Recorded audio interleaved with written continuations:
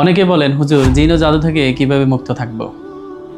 আমরা কিন্তু আমলগুলো বারংবার বলি, কিন্তু আপনারা গুরুত্ব দেন না, বা এখনও যদি বলি গুরুত্ব দিবেন না, এই জন্য অনেক সময় বলতে মন চায় না।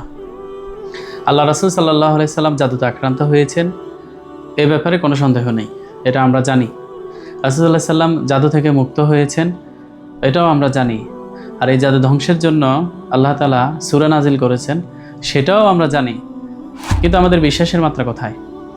কারণ আমি আপনাকে আমল তো বলে দিচ্ছি, আমল তো আপনি জানেন, বিশ্বাসের মাত্রা তো লো লেভেল। আপনি বিশ্বাসকে হাই লেভেল করেন, এটা বিশ্বাসের ভিত্তিতে কাজ করবে।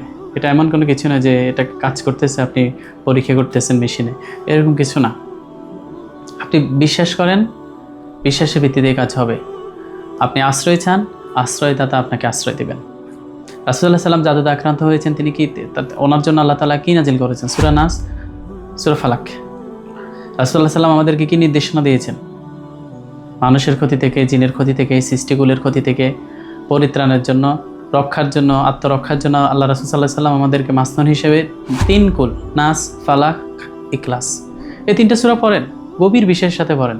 আপনি পড়তেছেন, আপনার মনের কোনো কানেকশন নাই, আপনি কি পড়তেছেন আপনি নিজে জানেন না, আপনার মাথার ভিতরে অন্য চিন্তা ঘুরতেছে।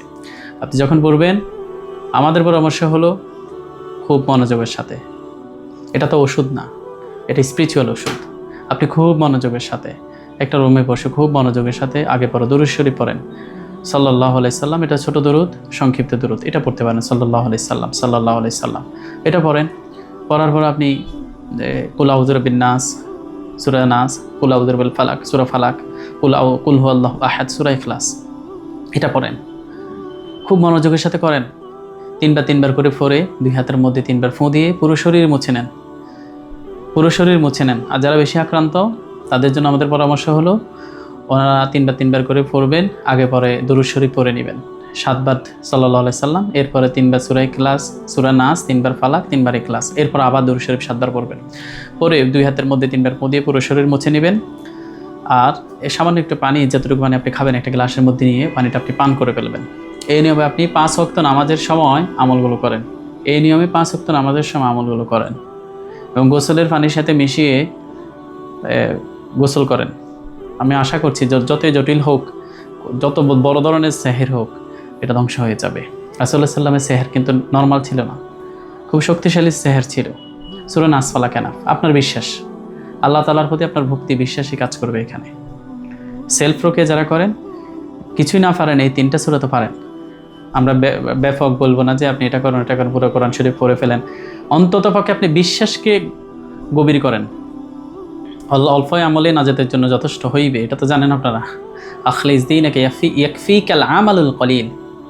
আমল যদি কলিলে হয়, সেটার মধ্যে যদি ইখলাস থাকে, এটার মধ্যে যদি হৃদ্রতা থাকে, ভক্তি, মহব্বত, বিশ্বাস থাকে, এনাফ, নো নিড মোর।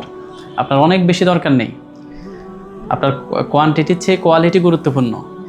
অনেক 5000 বার দেখছেন আল্লাহকে, কিন্তু 5000-এর মধ্যে একবারও অন্তঃসার শূন্য, একবারও অন্তরের সাথে কানেকশন নেই। এভাবে আপনার গণনার দরকার নেই, তো হৃদয় থেকে ডাক দেন আল্লাহ।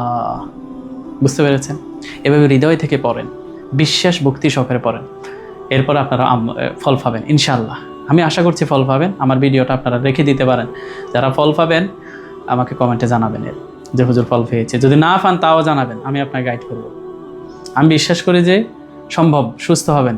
আল্লাহ রাসূল সুস্থ হয়েছেন, আপনি হবেন না কেন? আর আল্লাহ বলেছেন আপনি সুস্থ হবেন না কেন? আল্লাহ বলেছেন কোরআন শিফা, তো আপনি সুস্থতা পাবেন না কেন? না পাওয়ার পেছনে যেটা সবচেয়ে বড় কারণ, সেটা হলো আপনার বিশ্বাস। আল্লাহ বলেছেন সাহায্য করবেন, তাহলে আল্লাহ সাহায্য আসছে না কেন? পদ্ধতি কোথায় সব দুর্বলতা, আপনার দুর্বলতা ফাইন্ড আউট করে সেখানে আপনি কাজ করতে হবে। যদি বিশ্বাসে দুর্বলতা হয়, বিশ্বাসকে শক্ত করেন আগে। এটা হচ্ছে সবচেয়ে বড় মেজর প্রবলেম আমাদের মধ্যে। ঠিক আছে, আপনারা এই আমলটা করেন, আশা করছি আপনারা মুক্তি পাবেন। এরপরে অতিরিক্ত দরকার নেই। অতিরিক্ত দোয়ায় মাসনুন যেগুলো আছে ওগুলো করেন, রাসূলুল্লাহ সাল্লাল্লাহু আলাইহি ওয়াসাল্লাম বলেছেন তাই করবেন। টয়লেটে দোকানের সময় দোয়া পড়বেন ইত্যাদি, এগুলো আছে সব, যেগুলো আছে সেগুলো যতটুকু পারেন করবেন। কিন্তু জাদু থেকে, জিনের আসর থেকে মুক্ত থাকার জন্য এই আমলটা করেন। যারা আমাদের থেকে চিকিৎসা নিচ্ছেন বা নিয়েছেন, আপনাদের জন্য একই পরামর্শ। তো ঠিক আছে, আল্লাহ হাফেজ, আসসালামু আলাইকুম ওয়া রাহমাতুল্লাহ।